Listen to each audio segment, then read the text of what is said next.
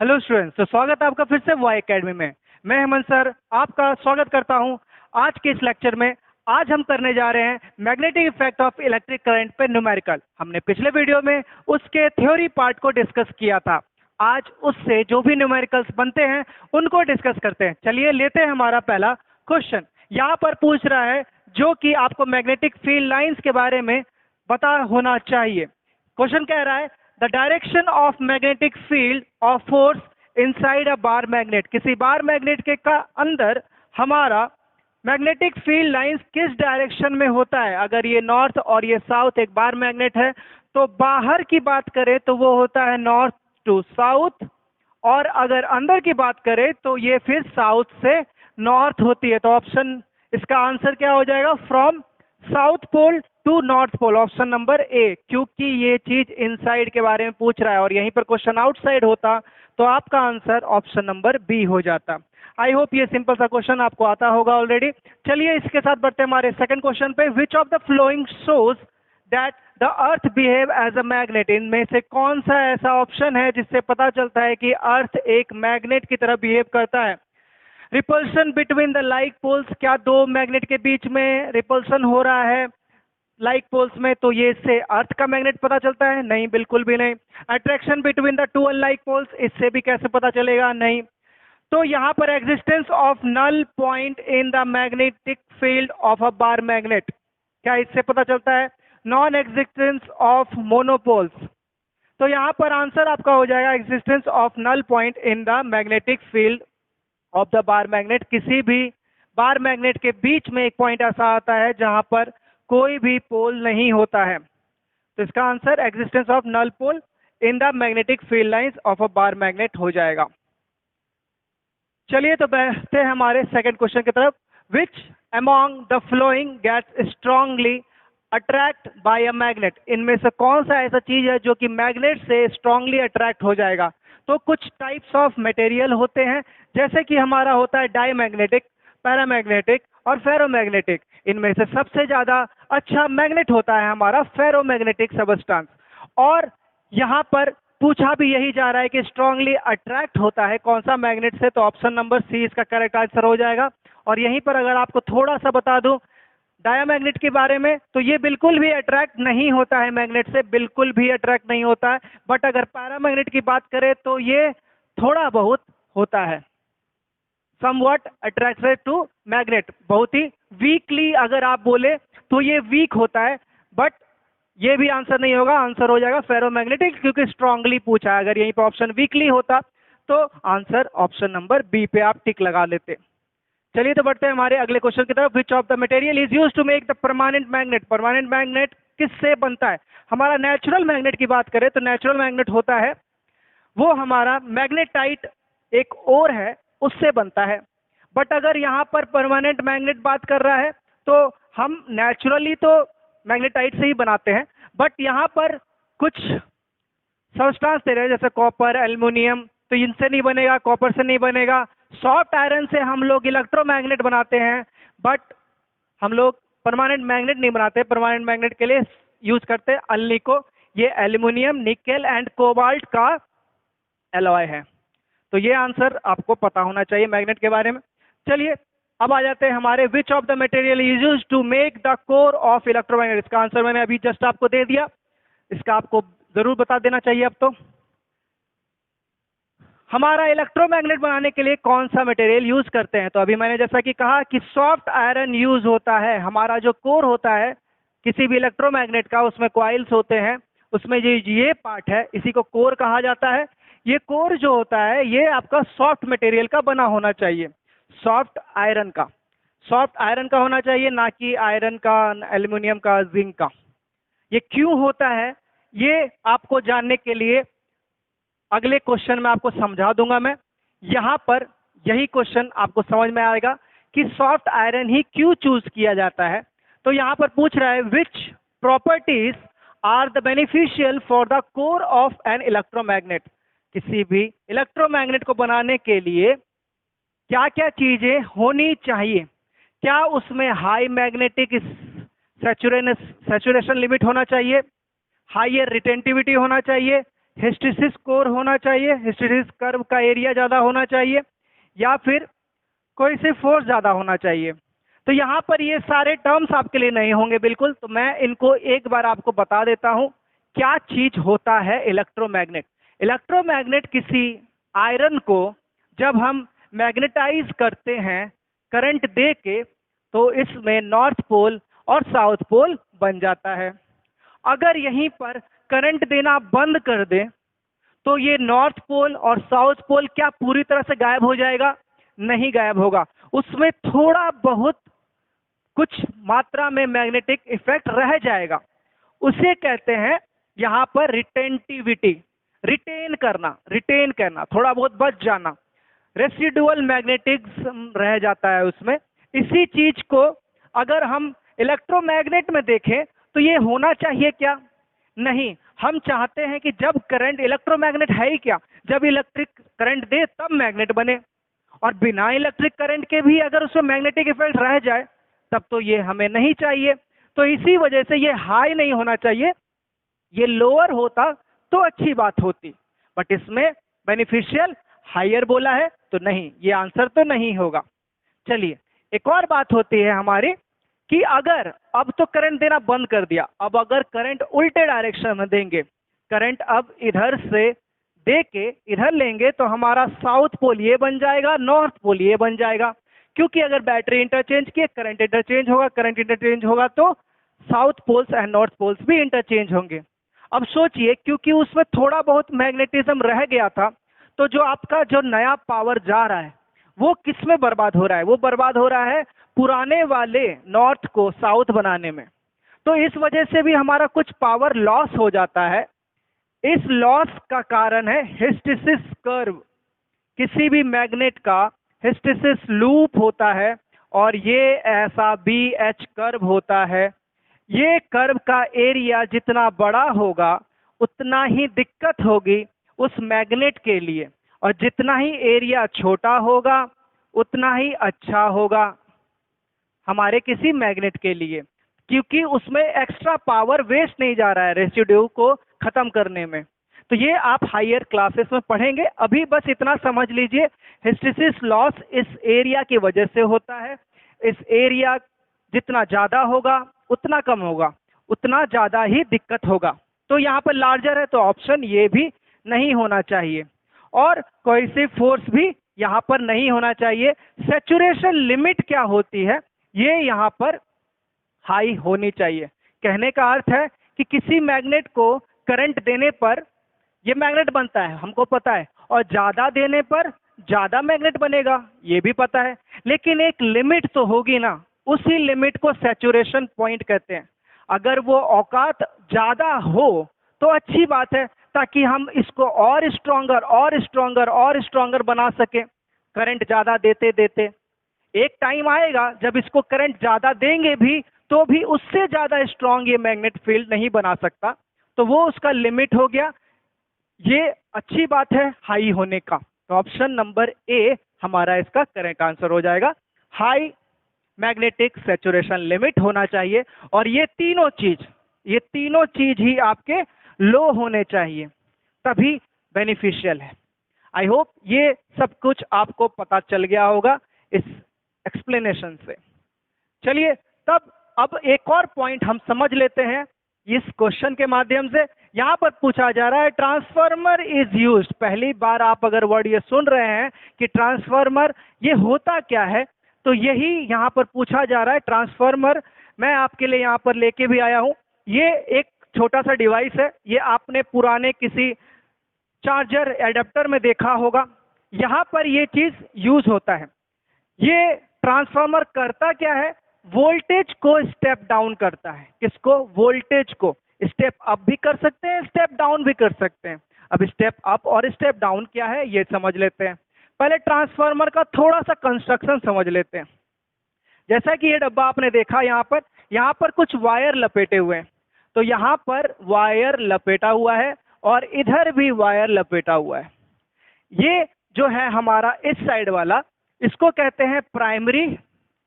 तो ये number of turns यहाँ पर N1 और यहाँ पर नंबर ऑफ टर्न्स N2, कहीं कहीं NP और NS लिखा रहता है, क्योंकि ये प्राइमरी साइड है और ये सेकेंडरी साइड है। ठीक है, नॉर्थ साउथ मत समझ लीजिएगा इसको, ये प्राइमरी और सेकेंडरी साइड है। ठीक है, प्राइमरी साइड में जो नंबर्स ऑफ टर्न्स होते हैं वो होते हैं N1 और सेकेंडरी में N2। यहाँ पर जब भी कोई वोल्टेज दिया जाता है, और वोल्टेज कैसा होना चाहिए, अल्टरनेटिंग करंट का होना चाहिए। AC वोल्टेज पर ही काम करेगा ये, DC पर काम नहीं करता, ट्रांसफार्मर DC पे काम नहीं करता। और अगर यहाँ के नंबर ऑफ टर्न ज्यादा है इसके कंपैरिजन में, तो यहाँ पे जो वोल्टेज मिलेगा आपको किसकी मदद से, इलेक्ट्रोमैग्नेटिक इंडक्शन पे काम करता है ये, जो हमने AC में पढ़ा हुआ था, लास्ट टॉपिक हमारे पिछले वीडियो का। तो वहां पर हमने पढ़ा था कि इंडक्शन, इलेक्ट्रोमैग्नेटिक इंडक्शन, एक कॉइल में अगर मैग्नेटिक फील्ड चेंज हो रहा है तो दूसरे कॉइल में हमको उसका वोल्टेज देखने को मिलेगा, EMF इंड्यूस होगा, और यहाँ पर हमको देखने को मिलेगा सेकेंडरी वोल्टेज। तो यहाँ पर वो नंबर ऑफ टर्न्स अगर ज्यादा है तो यहाँ का वोल्टेज भी प्राइमरी से ज्यादा होगा सेकेंडरी में, और ऐसे ट्रांसफार्मर को बोल देंगे step up transformer. Step up transformer voltage को अप करता है, बढ़ाता है। ये अप जो टर्म है वोल्टेज के लिए है, बस इतना याद रखिएगा आप।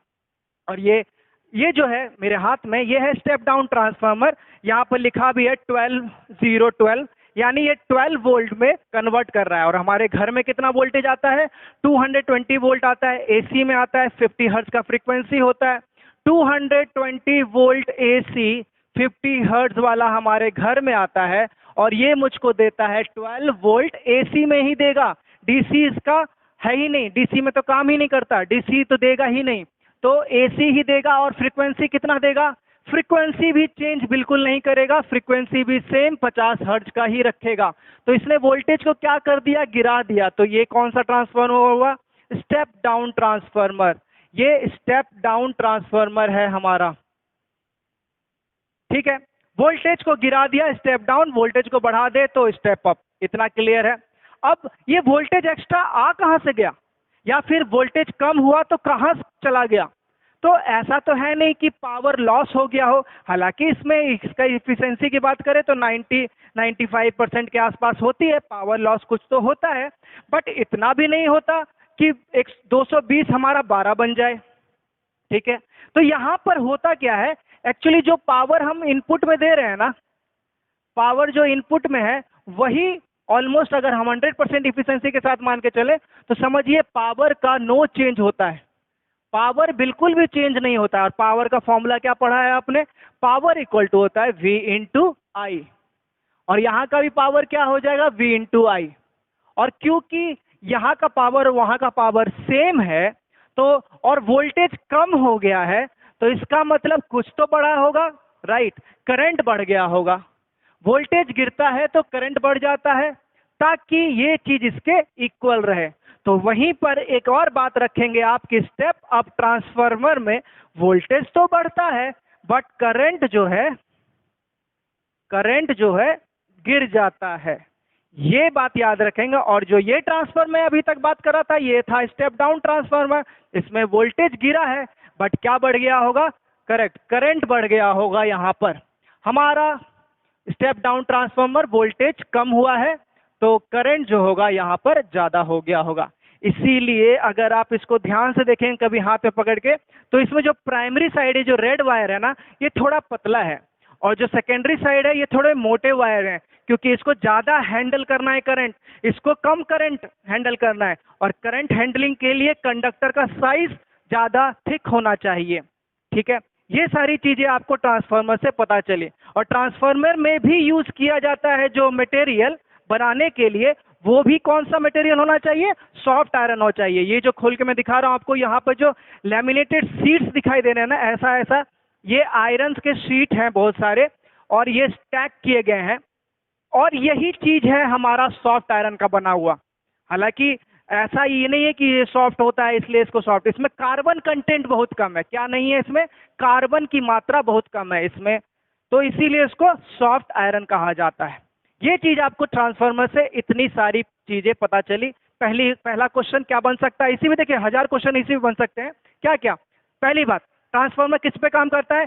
एसी पर, 100% एसी पर ही, नो डीसी, कभी भी डीसी को आंसर नहीं मारेंगे, ठीक है। फ्रीक्वेंसी को चेंज करता है क्या? नहीं, जो फ्रीक्वेंसी आ रही है उसी को घुमा के उधर उस साइड भी सेकेंडरी साइड पहुंचा देता है। पावर को चेंज करता है क्या? अगर ये मान के चले आइडियल ट्रांसफार्मर है, कोई लॉसेस नहीं है, तो जो पावर इनपुट में है वही पावर आउटपुट में भी है, तो इसी वजह से पावर भी ऑप्शन में रहे, तो पावर को चेंज नहीं करता, फ्रीक्वेंसी को चेंज नहीं करता, तो करता किसको है? वोल्टेज एंड करंट, सिर्फ और सिर्फ वोल्टेज एंड करंट। और नाम किसका लिखा रहता है? स्टेप अप स्टेप डाउन, किसके लिए? वोल्टेज के लिए। स्टेप अप है तो वोल्टेज ज्यादा हुआ होगा, उसी समय करंट क्या हो गया होगा? कम।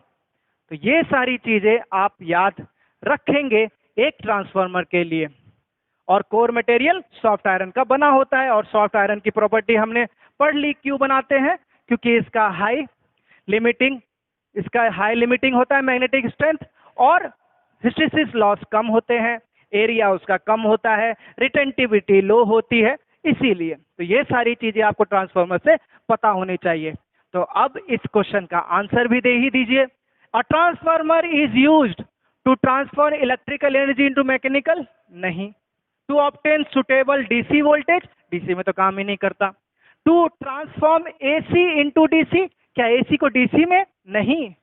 To obtain suitable AC voltage? जब भी हमको किसी पर्टिकुलर एसी वोल्टेज चाहिए तब हम इसका इस्तेमाल करते हैं। ऑप्शन थोड़ा ध्यान से केयरफुल्ली लगाइएगा आंसर, ठीक है। चलिए तब अगला क्वेश्चन देख लेते हैं। अब ट्रांसफार्मर को आप समझ चुके हैं, तो अब ये सब क्वेश्चन आप आराम से दे पाएंगे। What is increase in a step down transformer? एक स्टेप डाउन ट्रांसफार्मर में क्या इंक्रीज हो जाता है? तो स्टेप डाउन है तो हमारा यहाँ पर वोल्टेज जो है वो डाउन होगा, और इसी वजह से पावर को कांस्टेंट रखने के लिए करंट हमारा इंक्रीज होना चाहिए। तो यही क्वेश्चन पूछ रहा है, answer will be current. Simple सा क्वेश्चन। अब आपको सब कुछ ट्रांसफार्मर के इजी ही लगेंगे। अब यहाँ पर पूछ रहा है what is not change in transformer? क्या ट्रांसफार्मर में चेंज नहीं होता इनपुट से या आउटपुट के वक्त? वोल्टेज चेंज नहीं होता, करंट चेंज नहीं होता, वोल्टेज चेंज नहीं होता, फ्रीक्वेंसी चेंज नहीं होता। यहाँ पर आपको दो आंसर एक्चुअली में यहाँ पर हो गए हैं। वोल्टेज भी चेंज नहीं होगा, इसका ऑप्शन नंबर ऐसे दिया हुआ था। Option number A 1 and 2, 1 and 2। Option number B 1, 2 and 3, 1, 2 and 3।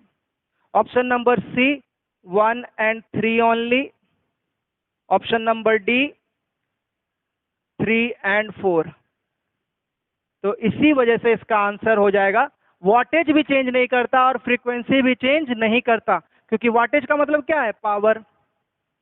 Power भी चेंज नहीं करता और फ्रीक्वेंसी तो बिल्कुल भी चेंज नहीं करता। पावर एफिशिएंसी अगर 100% है तो इसको भी चेंज नहीं करेगा और ये भी नहीं चेंज होगा। तो ऑप्शन नंबर 3 and 4 दोनों ही करेक्ट हैं, तो इसीलिए ऑप्शन नंबर डी लेंगे, ठीक है।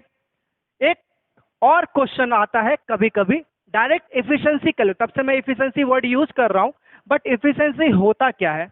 एफिशिएंसी अगर किसी भी चीज का निकालना हो तो it's just output divided by input. अगर किसी भी सिस्टम का आउटपुट आपको पता है और इनपुट पता है तो आप एफिशिएंसी निकाल सकते हैं। और अगर इसको 100 से मल्टीप्लाई कर दिया तो आपका एफिशिएंसी परसेंटेज निकल जाएगा। सिंपल सा, अगर आपको मार्क्स आपके पता चल गए और टोटल मार्क्स कितने थे तो आप अपना परसेंटेज कैलकुलेट करते हैं, वैसे ही तरह से यहाँ पर भी कर सकते हैं। तो एक ट्रांसफार्मर है जो कि स्टेप डाउन ट्रांसफार्मर है। एसी वोल्टेज 220 को 22 कर दिया, ठीक है, ऑब्वियसली वोल्टेज को कम करेगा, किया भी। If the secondary coil of the transformer has 200 turn, तो यानी एक ट्रांसफार्मर बना लेते हैं फटाक से। इसमें इनपुट में कितना है? 220 वोल्ट है, और आउटपुट में कितना वोल्ट है? आउटपुट में 22 वोल्ट है। और बोल भी रहा है कि 200 टर्न यहाँ पर है। यहाँ N1 की वैल्यू कितनी है? 200, और यहाँ N2 की वैल्यू कितनी होगी ये पूछ रहा है, ठीक है। The number of turn in the primary coil will be, ठीक है, प्राइमरी कॉइल में टर्न कितना होगा ये आपको पूछ रहा है। तो यहाँ पर आप इजीली बता सकते हैं, क्योंकि जो मैंने बताया कि नंबर ऑफ टर्न्स के डायरेक्टली प्रोपोर्शन होता है वोल्टेज, तो इसको V1 मान लेते हैं, इसको V2 मान लेते हैं, ठीक है।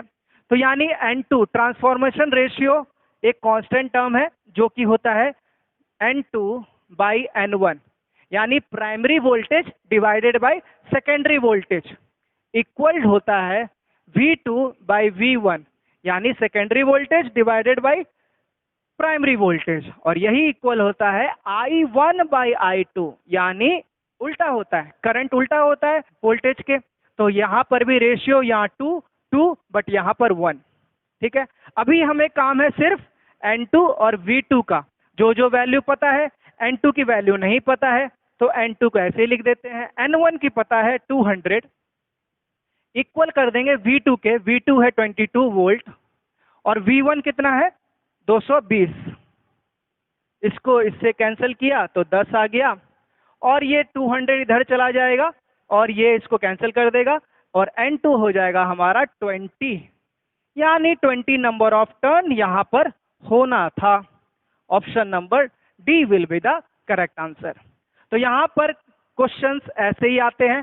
फिर जो एफिशिएंसी की बात हुई, तो अगर आप यहाँ पर करंट निकाल लेंगे, करंट भी निकाल सकते हैं। अगर मैं आपको बता दूं कि इनपुट करंट हमारा 2 एम्पियर था, तो आउटपुट करंट कितना होना चाहिए। पहली बात तो ये क्या हुआ है, स्टेप अप हुआ है कि स्टेप डाउन हुआ है, स्टेप डाउन हुआ है, तो करंट क्या होगा, इसको A1 मान लीजिए, तो A2 क्या हो जाएगा हमारा I1 I2।